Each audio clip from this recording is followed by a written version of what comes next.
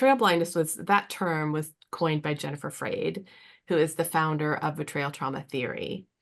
And in her research, what she saw is that when we go blind to information, that we're doing that for very, very good reason. And we usually go blind to information for an attachment-based reason. It actually has to do with our attachment system. And we go blind to information that threatens our attachment. It threatens our connection. It threatens our relationship with our partner.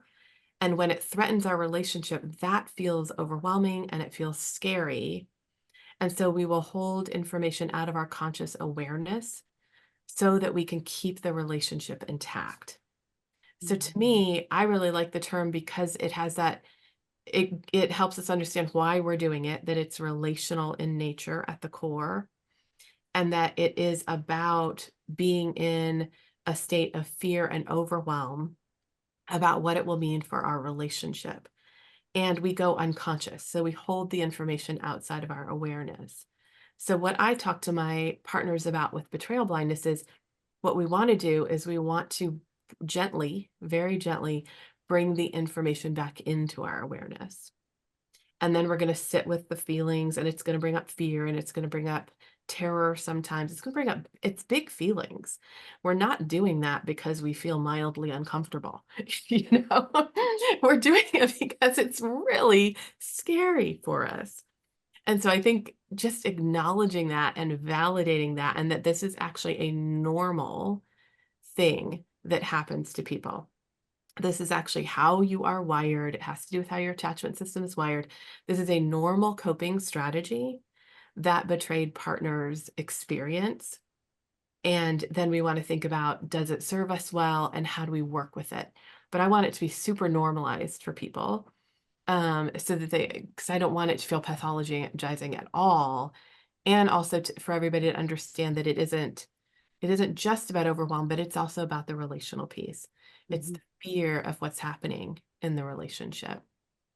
I love that. That makes a lot of sense to me. And I know that it's made sense to other people too. And so I love the fact that you're saying this is a normal biological response, some of which is unconscious. And sometimes that's part of the work of bringing that into consciousness and then making informed decision and choice.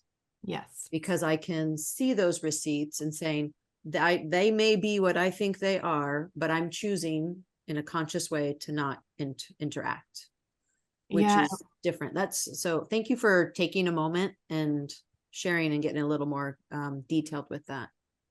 Yeah. And I was going to say, what I see happen for partners as they work with this is that, like, often partners will, because we do work on this in the coaching program, they'll post about it in the feed, or we'll talk about it in the coaching calls, and they'll say, like, now that I see how I have done this, I had this thing happen this week.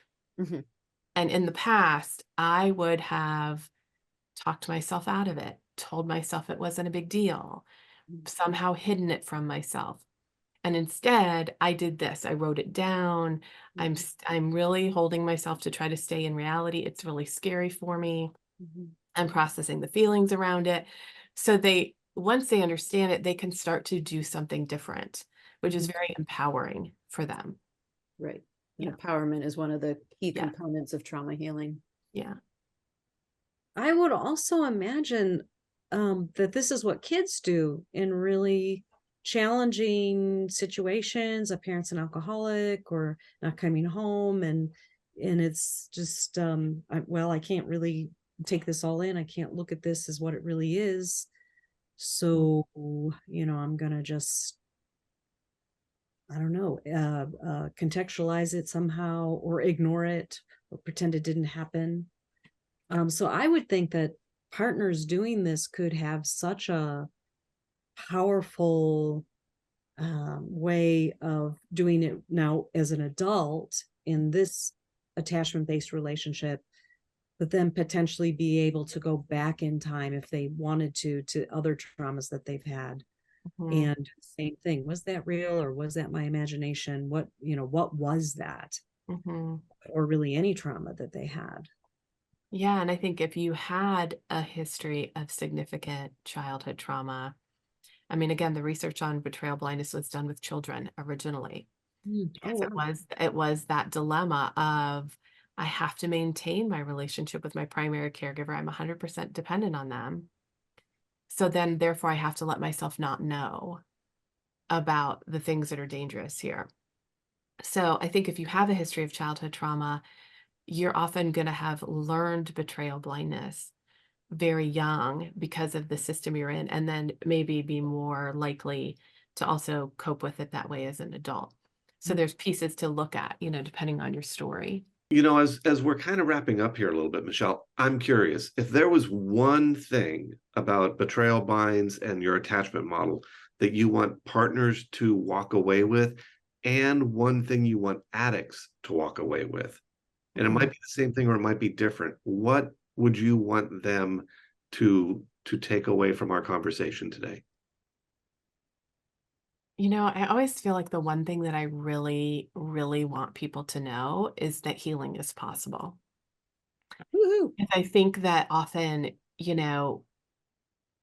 as you all know, because of the clients that you work with, like, people are dealing with very complex situations where a lot of harm and a lot of damage has often been done. And I think it can feel when you're in the middle of that, like there's no way that we could even get to a point of like feeling decent, let alone thrive after this or flourish after this. And yet it is absolutely possible to heal your relationship or to heal yourself, not always a relationship. So the way I say it is healing is 100% available to you as a betrayed partner.